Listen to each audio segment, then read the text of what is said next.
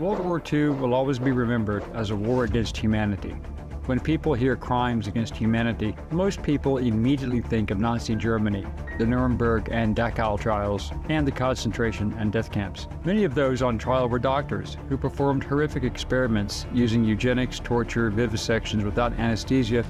But few people are aware of what the Japanese were also doing, and for a much longer period of time, and with an even larger human population to work on. A hidden compound, a secret operation, and a history drenched in unimaginable cruelty. Why have so few people heard about Japan's Unit 731, yet its actions still echo in whispered legends? Today, we unravel the shocking truth behind this mysterious World War II facility. In the early 1930s, Japan was in the midst of expanding its empire. Many eyes were focused on Manchuria, a territory that Japan had seized with ambitious plans for a sprawling stronghold. Within this political climate, an army physician named Shiro Ishii emerged, a man with grand ideas about biological research and extreme methods. Ishii was no ordinary doctor. He exuded confidence, often claiming that Japan had fallen behind in biological warfare studies. To catch up, he campaigned for a secret facility to carry out experiments with an eerie level of freedom.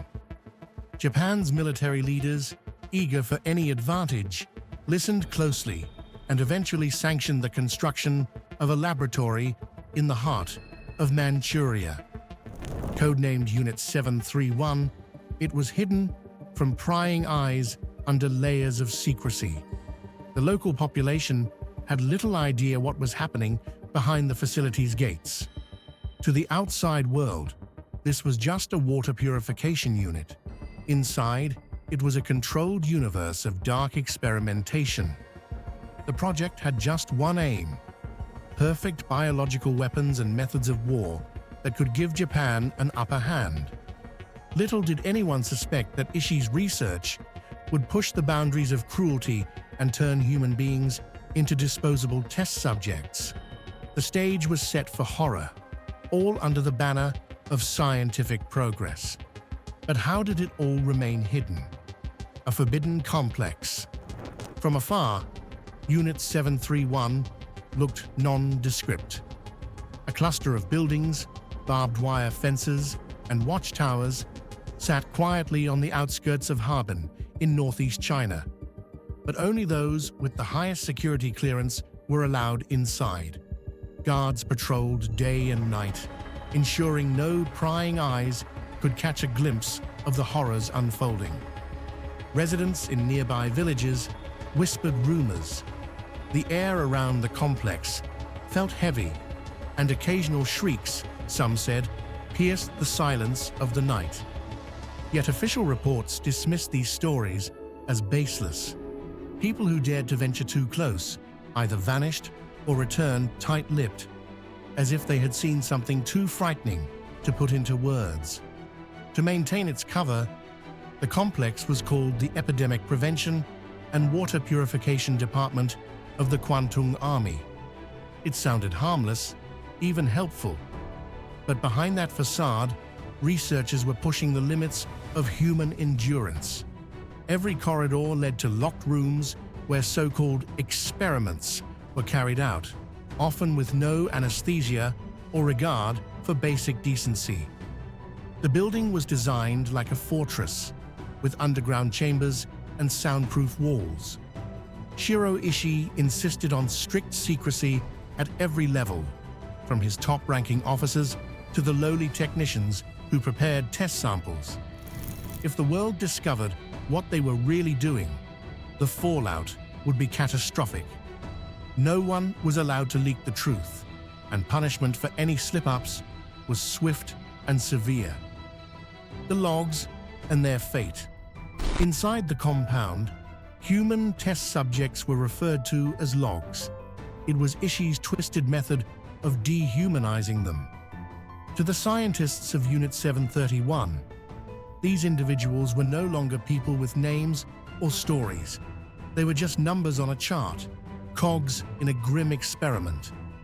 Most of the logs were Chinese citizens, prisoners, political dissidents, or innocent people simply swept up off the streets. There were also Soviets, Mongolians, Koreans, and sometimes even Allied prisoners of war. They arrived in cramped trucks, blindfolded, unsure of their final destination. The terror took hold once they entered the gates and saw the cold, sterile hallways. Under Shiro Ishii's guidance, these captives became subjects for tests that ranged from the bizarre to the outright horrific. Some were injected with deadly pathogens to see how fast diseases could spread. Others were placed in pressure chambers until their organs burst. A few were forced to endure extreme temperatures, all so the staff could study the limits of frostbite. Through it all, there was no escape, no mercy, and often no proper burials, just disposal, as if they were garbage. Such cruelty was justified under the guise of advancing medical science. Researchers claimed they were collecting vital data that could one day save Japanese soldiers' lives. But at what cost? And what mental toll did it take on those who carried out the orders? The role of Dr. Shiro Ishii. Dr. Shiro Ishii was the mastermind behind Unit 731. Born in 1892, he was a brilliant but arrogant figure who climbed through the ranks of the Japanese Army Medical Corps. His reputation for intelligence was matched only by rumors of his ambition and moral detachment. Where most doctors swore to protect life, Ishii pursued experimentation without limits. He convinced top generals that Japan needed to explore biological warfare if it wanted to stand toe-to-toe with other major powers. With his smooth rhetoric and political savvy, he secured funding and the blank check he so desperately wanted. Under his direction, Unit 731 expanded rapidly, morphing from a small lab into a sprawling compound, complete with multiple departments, incinerators, and dungeons. Ishii oversaw every twisted detail. He personally designed some of the experiments, taking pride in coming up with new methods to push the human body to the brink. Sources say he wandered the halls, wearing a white lab coat, a confident smirk on his face. His underlings obeyed him without question. Disobedience meant arrest or worse. Despite the horrors he orchestrated, Ishii saw himself as a pioneer. He told his subordinates that the data they gathered would revolutionize modern medicine and warfare. Whenever doubts arose, he dismissed them, reminding everyone that the Empire's destiny was at stake. Ishii's name became synonymous with cold calculation. Perhaps the darkest embodiment of scientific endeavor turned evil. Experiments with deadly pathogens. One of Unit 731's central pursuits was harnessing the power of infectious diseases. Plague, cholera, anthrax. These were not just studied, they were weaponized. Prisoners were infected on purpose, with doctors closely monitoring every stage of suffering until death finally came. Afterward, organs were examined in minute detail to gather what they deemed vital data.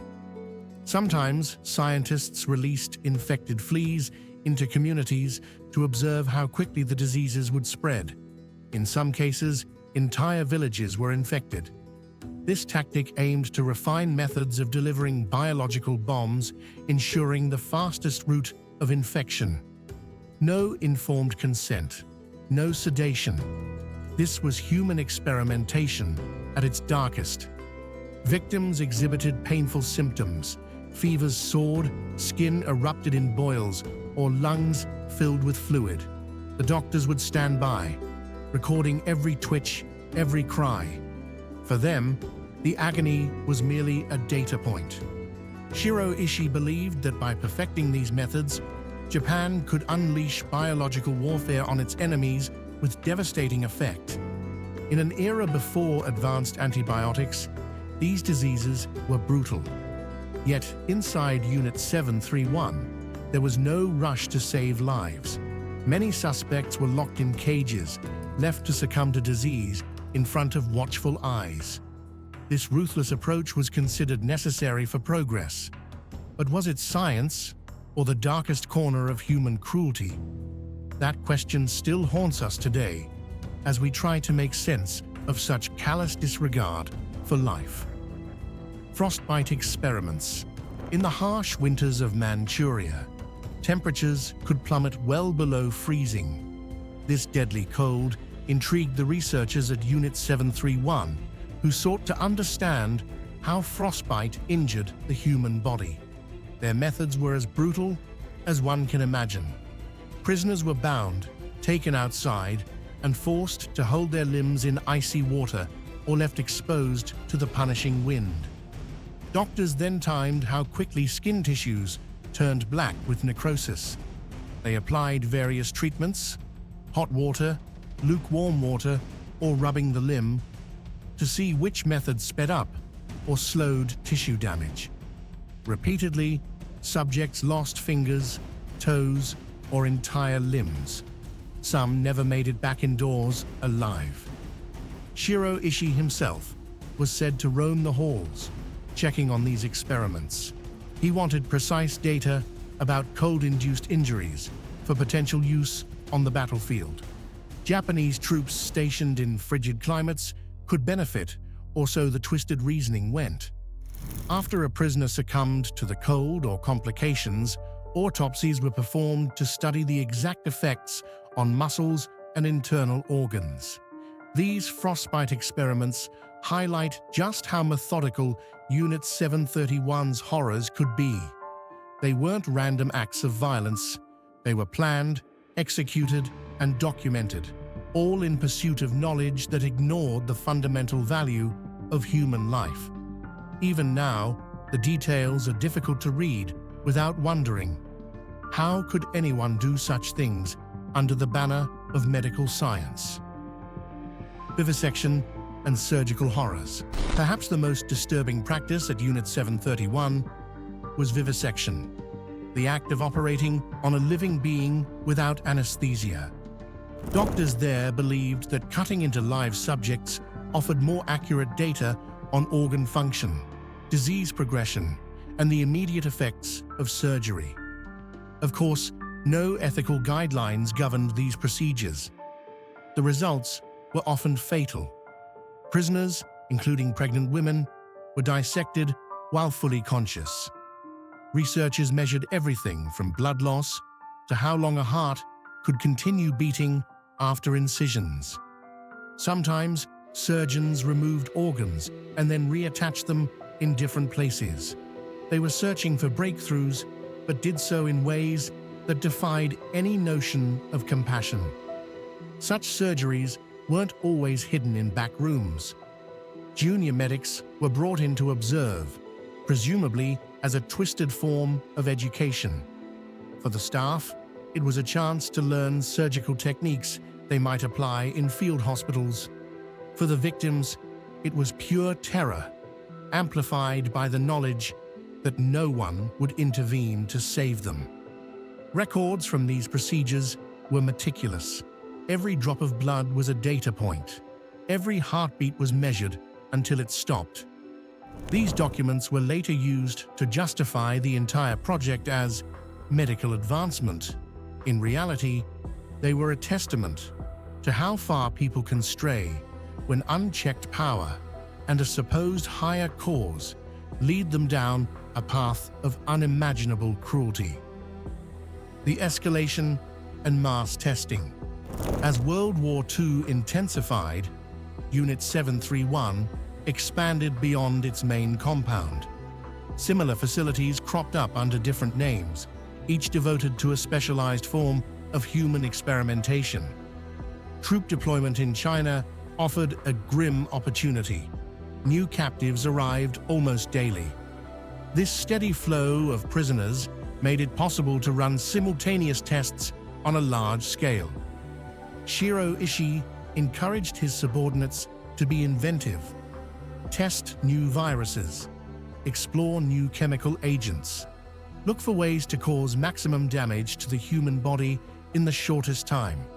The scope grew until entire rural communities became inadvertent testing grounds. Fleas carrying plague were dropped from planes, wells were poisoned to gauge the ripple effects of contaminated water supplies. With success in the field, Ishii gained more influence. Yet even he might not have predicted the scale of suffering unfolding under his command. Reports indicate that many experiments were repeated over and over, each time refining the lethal methodology. Efficiency was the key word. Fewer resources, quicker results. In these final years of the war, the brutality seemed to reach its peak. The full force of Unit 731's research was unleashed, and the data they collected grew into mountains of files. But as Japan neared defeat, a new question emerged.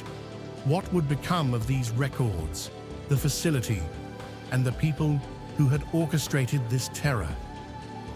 The end of the war and the cover-up.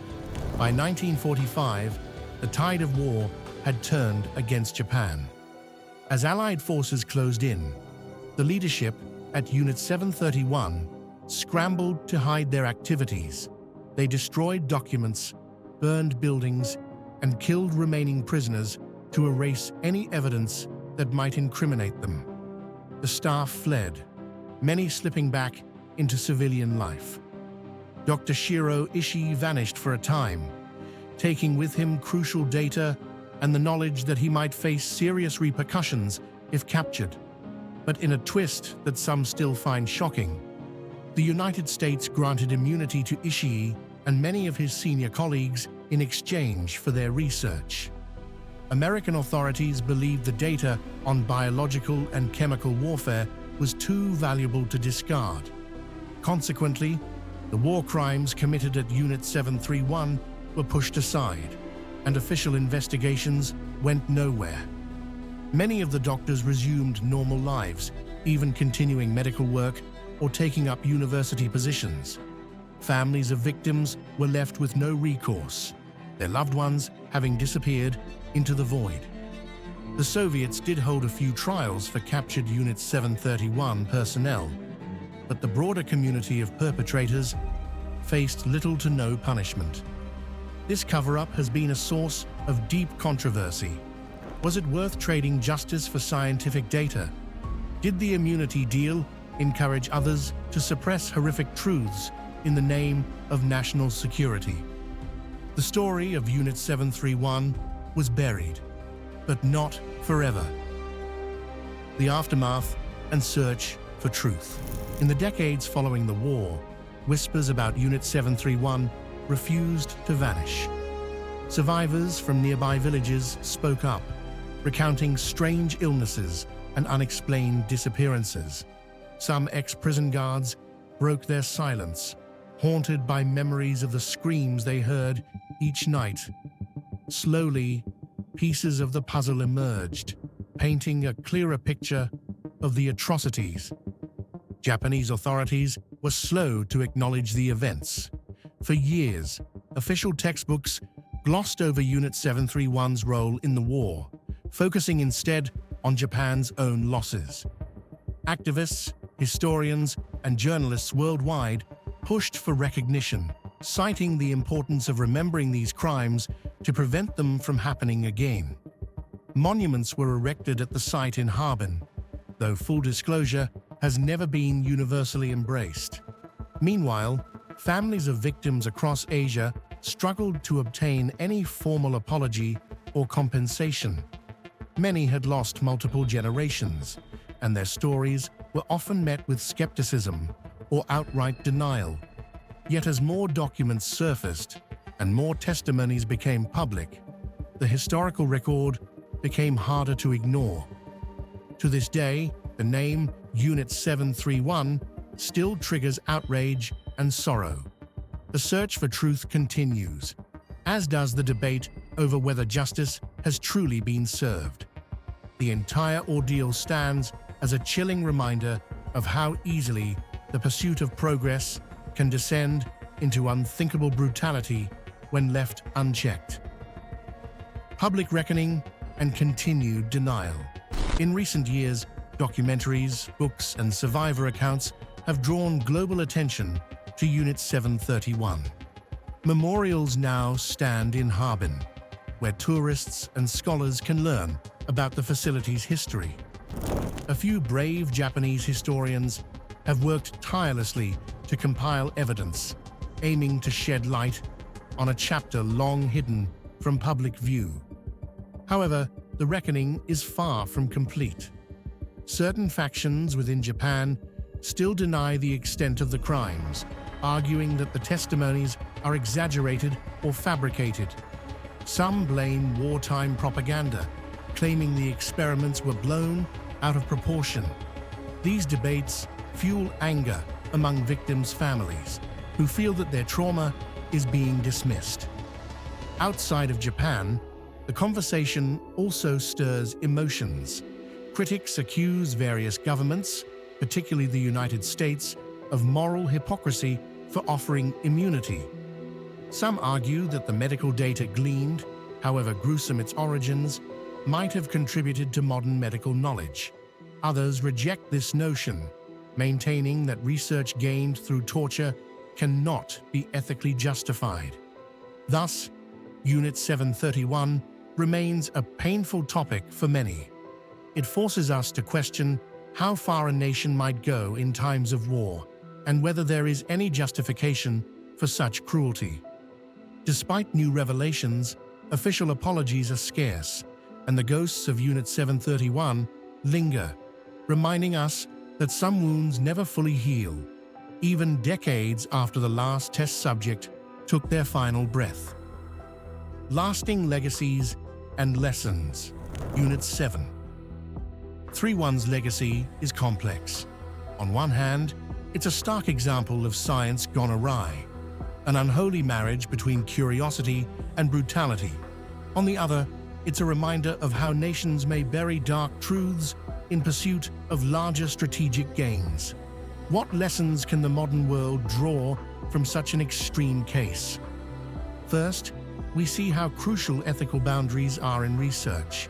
Had there been oversight, global awareness, or moral accountability, the horrors might have been prevented, or at least mitigated.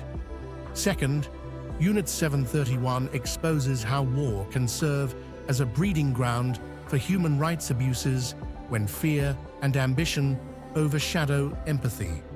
Soldiers and civilians become mere pawns. Moreover, the political aftermath teaches us about realpolitik. Governments, even in victory, sometimes strike deals that prioritize information and power over justice. Such compromises leave scars that can fester for generations. It also highlights the importance of remembering the past. Without vigilance, stories like Unit 731 risk fading into obscurity, paving the way for history to repeat itself. Today, survivors and descendants of victims still call for acknowledgement. They push for open disclosure, official apologies, and proper memorials to honor those who never returned from behind those walls. Whether or not these calls are fully answered, Unit 731 stands as a chilling testament to the darkest capabilities of human ambition. Thank you for joining us on this journey into one of history's darkest chapters. May these stories serve as a reminder that truth must be preserved, no matter how horrifying it may be. Thanks for watching.